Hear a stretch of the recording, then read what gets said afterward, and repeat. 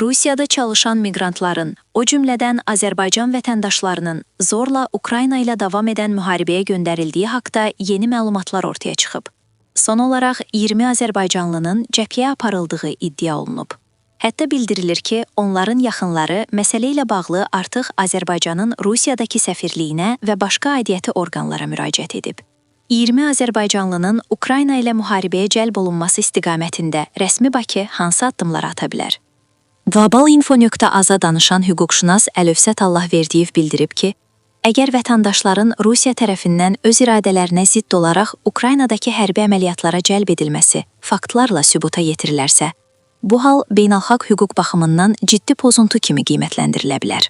Beynəlxalq humanitar hüquq və insan hüquqları üzrə əsas sənədlər, o cümlədən insan hüquqları ümumi bəyannaməsi, zorla hərbi xidmətə dair birbaşa və açıq qadağan nəzərdə tutmasa da, onun əsas prinsipləri, şəxsi azadlıq, toxunulmazlıq və iradə azadlığı, şəxslərin zorakılıq və məcburiyyət yolu ilə silahlı münaqişələrə cəlb edilməsini istisna edir.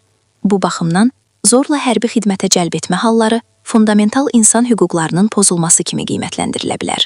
Belə pozuntuların qarşısının alınması və hüquqi qiymət verilməsi məqsədi ilə ilk növbədə Azərbaycan Xarici İşlər Nazirliyinin Rusiyaya rəsmi nota təqdim etməsi, yayılan iddiaları pisləməsi və faktların obyektiv araşdırılmasını tələb etməsi mümkündür. Bu addım beynəlxalq hüquqda ənənəvi və legitim diplomatik vasitə olmaqla yanaşı, dövlətlərarası məsuliyyət mexanizmlərinin işə düşməsi baxımından mühüm əhəmiyyət daşıyır. Xaricdə yaşayan vətəndaşlarımıza müharibəyə cəlb edilmələri ilə bağlı təzyiq göstərilirsə, onlar dərhal Azərbaycanın diplomatik nümayəndəlikləri, səfirliklər və konsulluqlarla əlaqə saxlamalı. Bu barədə məlumat verməlidirlər. Belə hallarda vaxtında müdaxilə mümkündür.